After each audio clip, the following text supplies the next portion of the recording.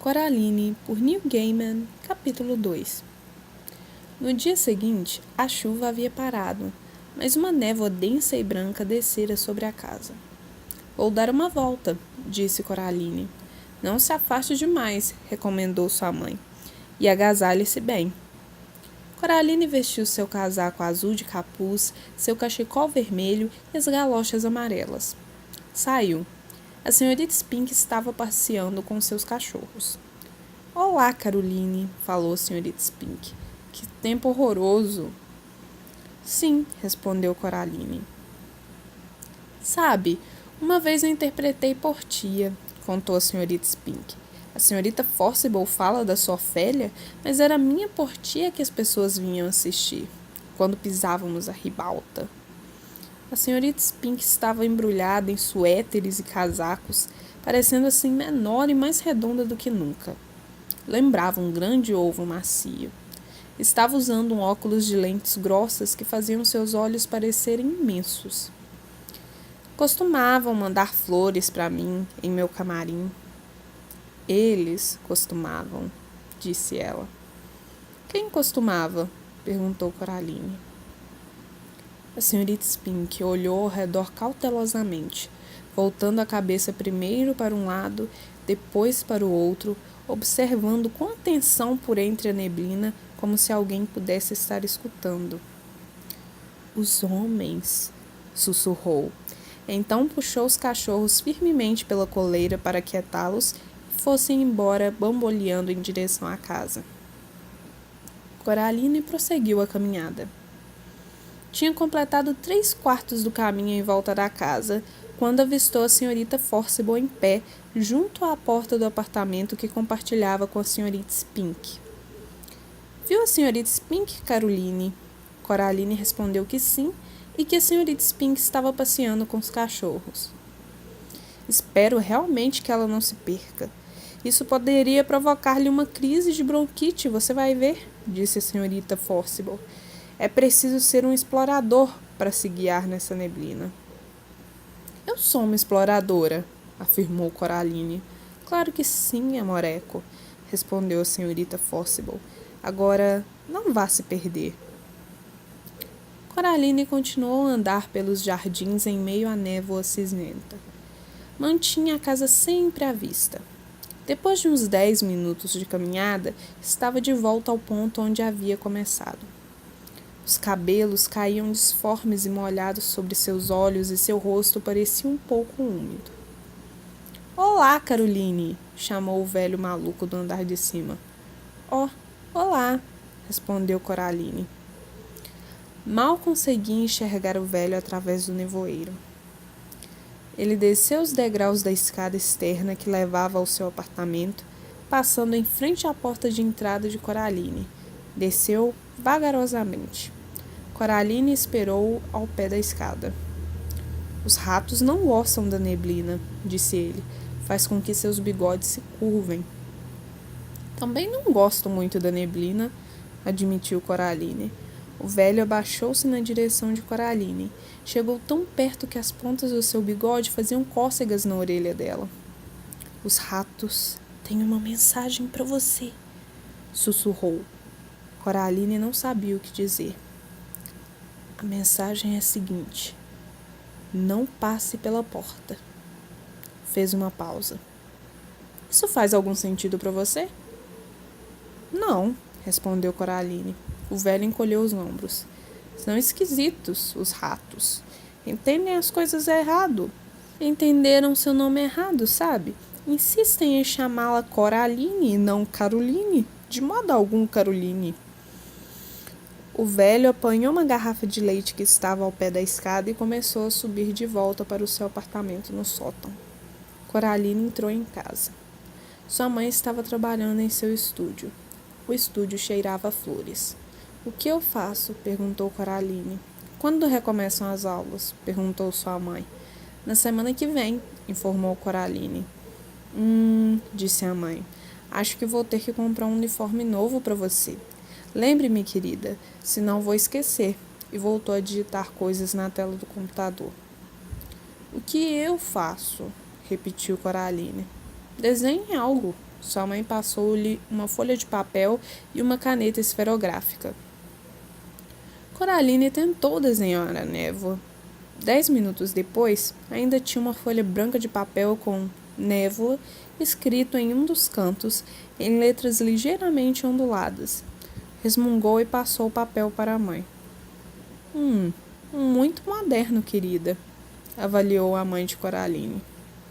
Coraline dirigiu-se cautelosamente até a sala de visitas e tentou abrir a velha porta do canto. Estava trancada. Pensou que sua mãe a tivesse trancado novamente. Encolheu os ombros. Foi ver seu pai. Tinha as costas voltadas para a porta enquanto digitava no computador. Pode dar a meia volta, disse bem-humoradamente quando ela entrou. Estou entediada, queixou-se Coraline.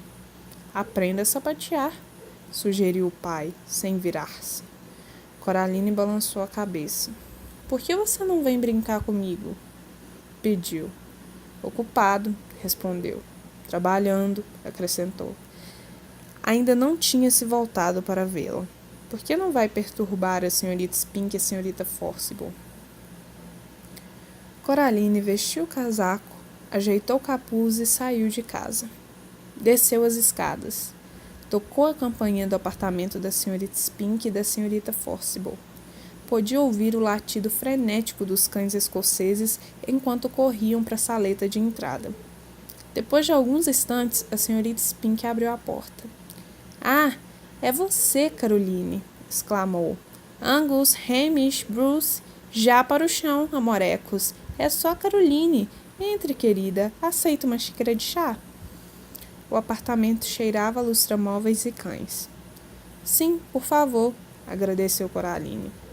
A senhorita Spink conduziu-a a uma saleta empoeirada, a qual chamava sala de estar. Nas paredes havia fotografias em preto e branco de mulheres muito bonitas, assim como programas de teatro emoldurados. A senhorita Forcible estava sentada em uma das poltronas, concentrada em seu tricô. Serviram chá a Coraline em uma pequena xícara de finíssima porcelana rosa e um pires. Ofereceram-lhe também um biscoito seco para acompanhar o chá. A senhorita Forcible olhou para a senhorita Spink, apanhou seu tricô e respirou fundo. De qualquer maneira, April, como estava dizendo, você precisa admitir, ainda há vida no velho cachorro. Miriam, querida, nenhuma de nós é mais tão jovem. Madame Arcate, respondeu a senhorita Forcible. A enfermeira em Romeu, Lady Bracknell, papéis de personalidade, não podem aposentar você do palco. Bem, Miriam, nós concordamos, disse a senhorita Spink. Coraline perguntava-se se elas não teriam esquecido de sua presença. Não estavam agindo com muito sentido. Chegou à conclusão de que aquela discussão era tão velha e confortável quanto uma poltrona. O tipo de discussão que ninguém nunca perde ou ganha e que pode continuar indefinidamente se ambas as partes assim desejarem. Coraline sorveu um pequeno gole de chá. Posso ler as folhas, se quiser, disse a senhorita Spink a Coraline. Como assim? Perguntou Coraline. As folhas do chá, querida. Vou ler seu futuro. Coraline passou sua xícara para a senhorita Spink. A senhorita Spink examinou bem de perto as folhas de chá preto no fundo. Comprimiu os lábios. Sabe, Caroline, disse após alguns momentos, você está correndo sério perigo. A senhorita Forcible bufou, deixando o tricô de lado. Não seja tola, April. Pare de amedrontar a menina. Sua vista está ruim. Passe-me aqui a xícara, filha. Coraline levou a xícara até a senhorita Forcible. A senhorita Forcible olhou cuidadosamente dentro da xícara. Balançou a cabeça e olhou mais uma vez. Oh, querida, você tem razão, April. Ela está correndo perigo. Está vendo, Miriam? Exclamou a senhorita Spink triunfalmente. Meus olhos estão tão bons como sempre. Que tipo de perigo estou correndo? Perguntou Coraline. A senhorita Spink e Forcible olharam para ela surpresas. Aqui não diz, respondeu a senhorita Spink. As folhas de chá não são confiáveis para esse tipo de coisa. Não, realmente. São boas para generalidades, não para os detalhes. Então o que devo fazer? Perguntou Coraline, que estava ligeiramente alarmada com o fato. Não use verde em seu camarim, sugeriu a senhorita Spink. Não mencione a peça escocesa, acrescentou a senhorita Forcible. Coraline se perguntou por que, dentre os adultos que conhecera, tão poucos agiam com sentido. Às vezes se indagava com quem eles achavam que estavam falando. E tome muito cuidado, disse a senhorita Spink. Levantou-se da poltrona e foi até a lareira. Sobre o console havia um pote pequeno. Destampou-o e começou a retirar coisas de dentro dele. Um pequeno pato de porcelana, um dedal, uma estranha moedinha de latão, 2 clipes de papel e uma pedra com um furo no meio. Passou a pedra com furo no meio para Coraline. Para que serve? Perguntou Coraline. O furo atravessava todo o meio da pedra. Coraline segurou a pedra contra a janela e olhou através dela. Pode ser que ajude, disse a senhorita Spink. É boa para coisas ruins, às vezes. Coraline vestiu o casaco, despediu-se da senhorita Spink Forcible e dos cachorros e saiu.